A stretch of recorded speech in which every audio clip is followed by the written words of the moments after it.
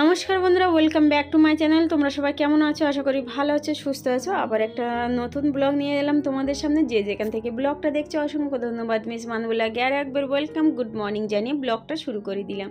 তো আজ চলে যাব নদের বাড়ি থেকে বাড়ি। তো পুরো ভিডিওটা দেখতে থাকো, আশা করি তোমাদের অনেক ভালো লাগবে। তার জন্য কিন্তু বাড়ি তো যাবো, তার আগে রান্নাবান্নাটা খেয়ে দিয়ে তো যেতে হবে। তার জন্য দুটো আম পারলাম আম ডাল খাবার জন্য।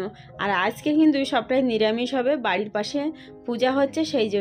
আর নিরামিষ কিন্তু দিদির বাড়িতে খুব কম হয়, 90% মাছ মাংস, 1% নিরামিষ। কারণ জামাইবাবু একটু নিরামিষ খেতে পারে না, সেই কারণ প্রতিদিন মাছ মাংস চাই। মাংসটা হয়তো কম হয় কিন্তু মাছ তো হবেই হবে। তো ভাবছি দিদি রেডি করে দিচ্ছে আর রান্না করতে বসেই যাই আমি। আর রান্নাটা কিন্তু আমার ফেভারিট, আমার যতই কষ্ট হোক না কেন রান্না করতে আমার অঘৃণা নেই, সে খারাপ হোক আর ভালো হোক। তো বসে বললাম গরমেতে রান্না করতে। আর এত পরিমাণে গরম পড়েছে, সত্যি বলবো যেদিনে এসছি তার আগের দিন থেকে আমার গলাটা এত পরিমাণে ব্যথা হয়েছে, শুধু ওষুধ খেয়েই যাচ্ছি। তোমাদের তো বলাই হলো না যে আমার গলা ব্যথাটা কীভাবে হয়েছে। তো তাও জানি না কী কারণে কিভাবে হয়েছে, হঠাৎ করে গলা ব্যথা হয়েছে। মনে হচ্ছে না গলার মধ্যে জল খাচ্ছি তো জল গলার মধ্যে থাকছে না, সেইখানটায় না শুকনো মতো আর কাশি পাচ্ছে। আর মানে কি বলবো, ভীষণ ব্যথা, কিছু খেতেই পাচ্ছি না। তো এই কারণে শুধু গরম জল খাচ্ছি, ওষুধ খাচ্ছি এরকম করে। এখন যাবার সময় দেখছি হালকা আছে, তা না হলে এই কদিন ঘুরেছি ফিরেছি এতটা গলা ব্যথা হয়েছিল যে কি বলবো। তো যাই হোক বন্ধুরা, যদি আমার ভিডিওটা তোমাদের একটু ভালো লাগে একটা কমেন্ট আর লাইক করতে একটু ভুলো না। আর চ্যানেলটা সাবস্ক্রাইব করে পাশে থাকা বেল আইকন প্রেস করতে না একটু ভুলো না। প্রেস করে রাখলে কি হবে, আমার নিত্য নতুন ভিডিও আপলোড দিতেই সবার আগে পৌঁছে দেয়। তো কী রান্না করছি বলো তো? করছি আম ডাল আর সবিন আলু আর কুমড়ো ভাজা। গতকালকে যে কুমড়োটা বানানো হয়েছিল আধা ছিল, সেই আধা আজ ভাজা করছি। কুমড়ো ভাজাটা না আমার খুব পছন্দ, আমার ছেলের খুব পছন্দ, আমার হাজব্যান্ডেরও খুব পছন্দ। কারণ কুমড়ো ভাজাটা এত একটু চিনি দিয়ে মিষ্টি করলে খুব ভালোই লাগে। তো ফাইনালি টুকটুক করে রান্নাটা কমপ্লিট করলাম। আর দিদি বলছে তোমার রান্না করতে অধৈর্য লাগে না? আমি বলছি না। তো ফাইনালি আমরা খাওয়া দাওয়া করে বেরিয়ে পড়লাম বাড়ির জন্য। আর বাড়িতে যাব তোমাদের টাইটেল আর থাম্বনেল দেখে বলে বুঝতেই পারছো যে মধু নিয়ে যাব। তো কতটা নিয়ে যাচ্ছি সেটা তো বলবো। ভিডিও করতে একটু ভিডিও তো আগে বানানো আছে কিন্তু ভয়েসটা একটু করতে ভালো লাগছে না, মানে এতটা মাইন্ড খারাপ যে তোমাদের কি বলবো। মানে যাদের জন্য তোমরা যতই ভাববে না, তারা লাস্ট পর্যন্ত এমন কিছু ব্যবহার করবে যে তোমরা সেই ব্যবহারটা সহ্য করতে পারবে না। ঠিক তেমনই কিন্তু আমার লাইফে, আমার জীবনে হয় এইটুকু, মানে সব সময় হয়ে আসছে। কিন্তু আজ এমন কাছের মানুষেরা আমার সঙ্গে এমন ব্যবহার করছে যে আমি ভিডিও তো বানিয়ে রেখেছি কিন্তু ভয়েস করতে একটুও ভালো লাগছে না। সেটা তো তোমাদের স্টেপ বাই স্টেপ বলবো। এতটা কষ্ট লাগছে যে মানে কি বলবো। বিশেষ করে আজকের যে ব্লগটা দিচ্ছি না, আজকের এই জিনিসটা ঘটেছে। তো ভীষণ হারে কষ্ট পাচ্ছি, দুঃখ করছি, কিন্তু কিসের জন্য সেটাও বলবো। তো দেখো ফাইনালি জামাইবাবু আমার কোলের কাছে 25 লিটার মধু দিয়ে দিল। যে মাসি শাশুড়ির বাড়িতে দেখেছিলে যে মধুর বাক্স, সেই মধুর বাক্স থেকে 25 লিটার মধু নিয়ে যাচ্ছি। কেন বলো তো? বাড়ির সবাই জানতে পেরেছে যে আমরা মধুর পাশে আছি, সেই জন্য সবাই আবদার করলো মধু লাগবে। সে এই গরমে বলো, নিজেরা তো চলতে পারছে না, আর এই মধুর ব্যারেলটা নিয়ে কি করে যাব। তো যাই হোক দিদির বাড়ি অনেক সুন্দর, অনেক খুশিতে কাটিয়ে এলাম। দিদির বাড়ি থেকে আবার কবে আসবো সেই ভগবান জানে।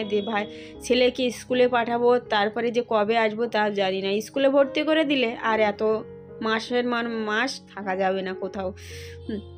তো ওই ধার দেখো সরু রাস্তার পায়ে দিয়ে কি সুন্দর ধান চাষ আর গ্রামের অঞ্চল দিয়ে পুরো যাচ্ছি, তাই এতটা ভালো লাগছে, মনে হচ্ছে না আবার কবে আসবো তার নিয়ে ঠিক, আসতেও পারবো কি না তাও নেই ঠিক, এরকম বলে যাই কিন্তু আবার আসি। কিন্তু এবার ছেলেকে যদি স্কুলে ভর্তি করে দিই তাহলে আর হয়তো আমার আশা হবে না। তো এই প্রকৃতিটা তোমাদের কেমন লাগছে প্লিজ কমেন্ট করে জানিও। সবার বাড়ির পাশে কি এরকম প্রকৃতি আছে সেটাও কিন্তু জানিও। আর এখন বাইকটা নামাচ্ছে, বোট আসছে, ওই দেখতে পাচ্ছ ওই বোটটা আসবে, সেই তারপরেই কিন্তু বোটে উঠবো। এই বোটটা দাঁড়িয়ে আছে এটা না কিন্তু। তো ফাইনালি বোট কাছাকাছি এসে গেছে, এখন আমরা যাব।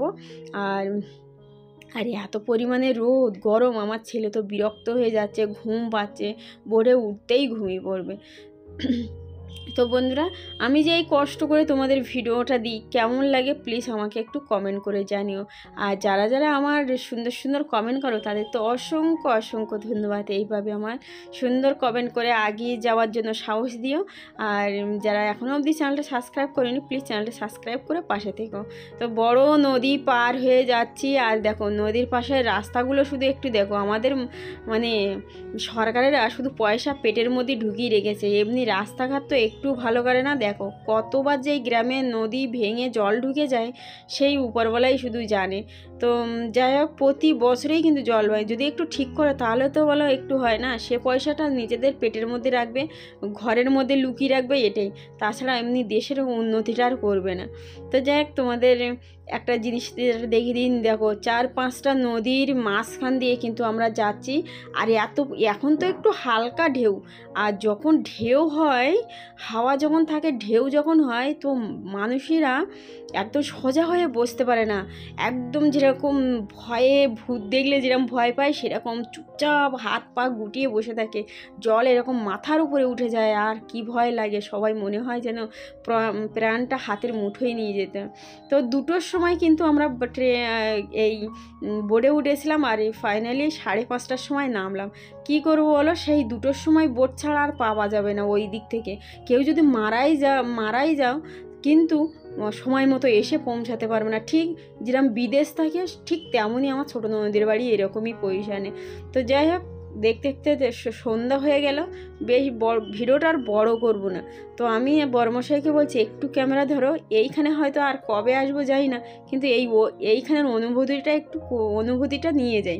কতটা ভালো লাগছে, হাত ফেলিয়ে মানে যেরকম একটু স্লো মোশন করতে বললাম সেরকমই করলো। আর মনে হচ্ছে এইখানে যদি বাড়ি থাকতো তো বেশ ভিডিও করার জন্য এইখানটা খুব সুন্দর একটা জায়গা। আর দেখতেই পাচ্ছ প্রকৃতিটা কিন্তু অনেকটাই সুন্দর, তাই না? তোমাদের কেমন লাগলো প্লিজ কমেন্ট করে জানিও। আজকের ভিডিওটা তোমাদের কেমন লাগলো সেটাও কিন্তু অবশ্যই জানিও। আর এরকম জায়গায় কার কার পছন্দ, পাশে নৌকা আছে, মানে ভিডিও শ্যুট করার জায়গাটা কিন্তু অসাধারণ, তাই না? তো যাই হোক, আজকের মতো ভিডিওটা এই পর্যন্ত। তোমরা ভালো থেকো, সুস্থ থেকো, দেখাবে আরেকটা নতুন ভিডিওতে। আজ এই আনন্দটা আমি অনুভব করলাম আর তোমাদের শেয়ার করলাম। আর তোমাদের কেমন লাগলো আমাকে কিন্তু একটু জানিও। আর আমার মনের কষ্টটা অবশ্যই তোমাদের জানাবো স্টেপ বাই স্টেপ। তো টাটা, বাই বাই।